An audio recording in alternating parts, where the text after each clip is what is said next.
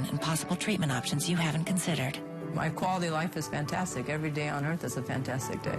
Cancer Treatment Centers of America in Metro Atlanta. Care that never quits. Appointments available now.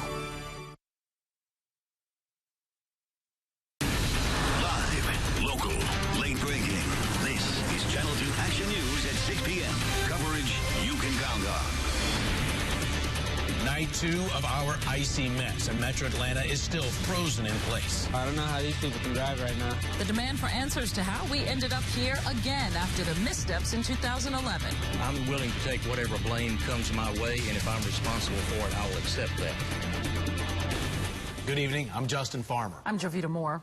We have a lot of closings to tell you about right now. Atlanta City, Marietta City Schools, and Clayton County Schools are among those closed, out tomorrow. Cobb, DeKalb, Fulton, Gwinnett County Schools also closed. All state government offices will be closed tomorrow. Governor Nathan Deal is also asking all non-essential businesses, all those businesses, stay closed tomorrow. You can get that full list of closings at the bottom of your screen right now, also on your schedule at WSBTV.com. This evening, we have a team of 25 reporters committed to bringing you comprehensive coverage of how Metro Atlanta is moving forward after the winter storm.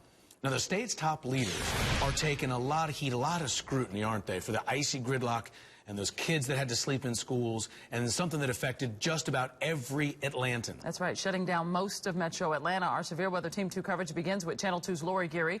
She's live at the state capitol, where she spent part of her day grilling city and state leaders on all this, trying to get answers about what went so wrong. Lori? That's right. Governor Deal and other state leaders had a lot of explaining to do. So they took a lot of questions here at the governor's office, and it was definitely tense at times. I'm willing to take whatever blame comes my way, and if I'm responsible for it, I will accept that. Governor Nathan Deal, Atlanta Mayor Kasim Reed, and other state leaders were in the hot seat trying to explain the reasons behind this kind of chaos and gridlock.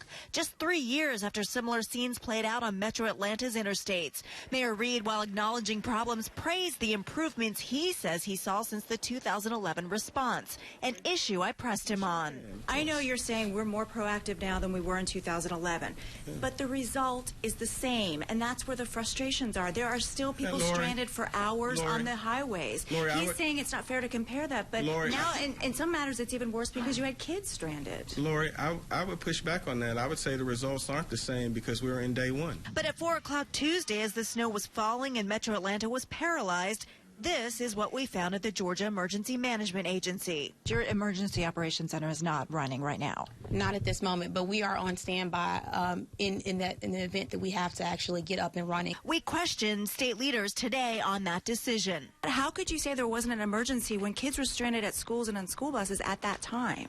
The State Operations Center was partially activated. We were still gearing up for the response because at 2 or 3 o'clock yesterday, it had still not gotten terrible on the roads. At 3:30 or 4 o'clock, it wasn't terrible on the roads. Is that what you're saying? Yeah, it wasn't as gridlocked as it is now.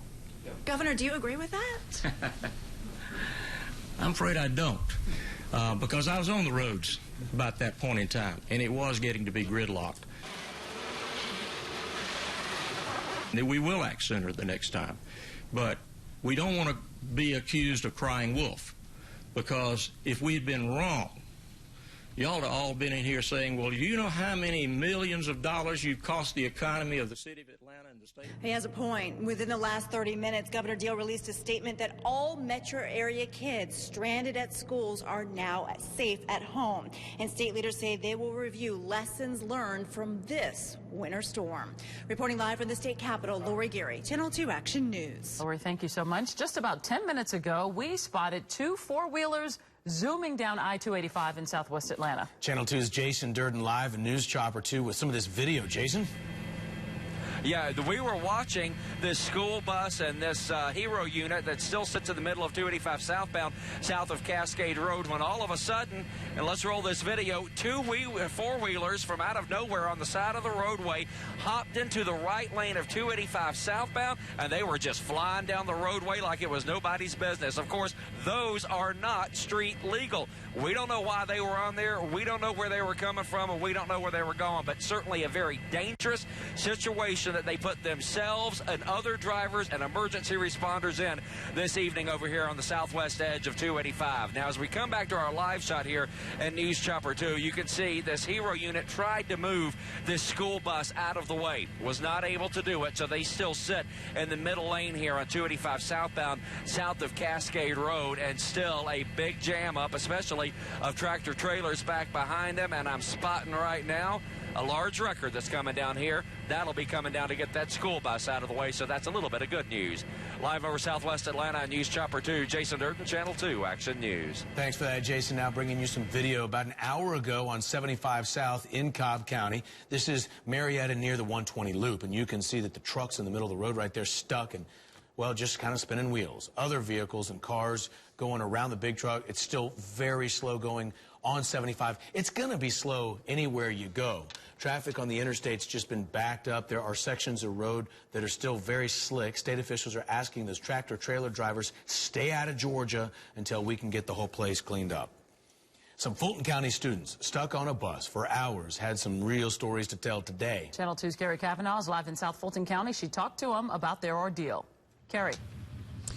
Jovita, that ordeal came to an end here finally in this neighborhood off of Cascade Road. It took the National Guard to bring it to an end. The students attend Fulton County's Riverwood International Charter School. It's in Sandy Springs. A lot of them travel a long way to school, sometimes an hour to an hour and a half. But this trip home lasted 14 hours. Here's how sophomore Joshua Buford described it. So we couldn't get through. We're cramped and there wasn't really anything to eat or drink. And so then at about, I'd say 7:30, we realized, okay, we might have to spend the night here. We had figured out a way to like block off a section of the bus, like the very back, like 2 or 3 seats, where you can go to try to use a bathroom with, whichever way you could. And so we couldn't get off the bus because it was really cold, so we just had to make do. At a certain point, you just realize, okay, we're stuck in this, we have to make do.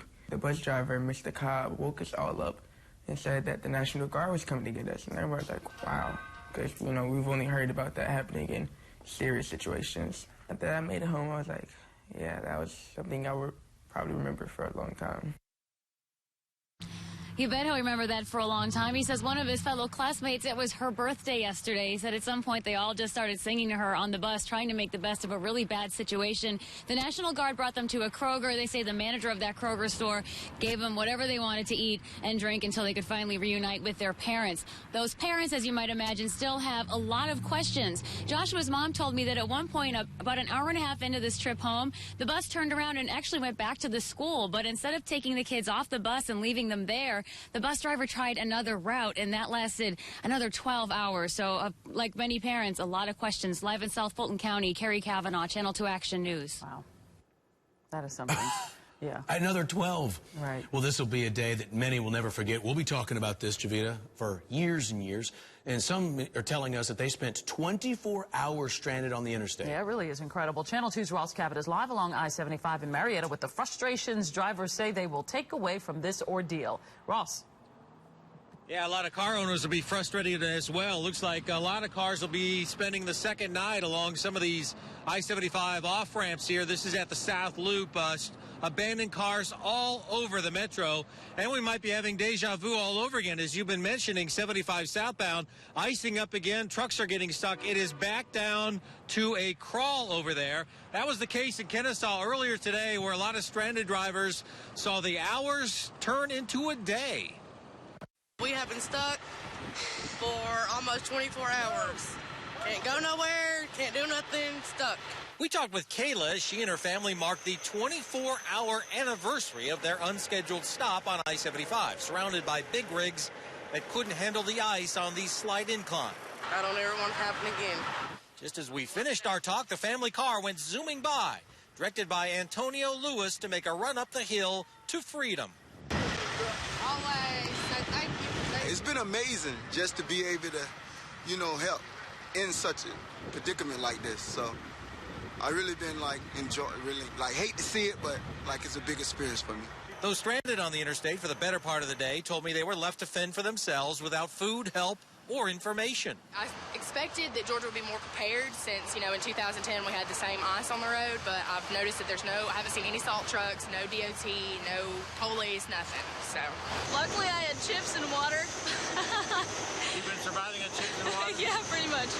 But in the gridlock, people helped others, organized food and water runs, and made sure everyone was doing okay as they waited and waited. Like so many others, wondering how their predicament came to be. I'm going to look back on it and not get on the interstate when Georgia has snowstorms. So probably going to look back and wish I never came to Atlanta. And probably don't want to again. They never get prepared. They know it's coming. They know how Georgia weather is, that it's going to come and going to be worse than what they think sometimes. They never get prepared. I don't know, man. It's going to take a lot of prayer in God, man, because, no matter what it is, you can put it on the government, you can put it on whoever. Can't nobody control nature. No, and nature's getting ugly once again. The window for picking up cars has pretty much closed as the sun's going down. Roads are re-icing. Numerous reports, especially bridges of overpasses, once again becoming very treacherous. We're live in Marietta. Ross Gavitt, Channel 2 Action News. And Ross, talk about a little bit what's happening there right behind you, though. Is the problem these abandoned cars? The owners just haven't come back yet? Are there still icy patches there? It was okay for a little while. Now it's iced over once again and starting to get slick. And what Georgia State Patrol did earlier is they brought a bunch of wreckers in here and moved the cars off the sides. They were in the travel lanes here. They've been moving them off to the side. Some of them have been towed away, but the owners have left them here. They haven't come back because they've heeded the warnings to stay off the roads. Police didn't want people coming out here to try to get their cars and creating more havoc on the roads. So for night number 2, these cars are going to remain parked exactly where they are. All right, let's hope for a better day. Waiting for that sunshine tomorrow, Ross. Thank you. We have been getting plenty of calls about a problem spot in southwest Atlanta. Less than an hour ago, News Chopper 2 flew over I-285 at Highway 166. A school bus and a tractor trailer are off to the side of the road there. You see the school bus and a few hero units. Also in this area, there are still plenty of abandoned cars.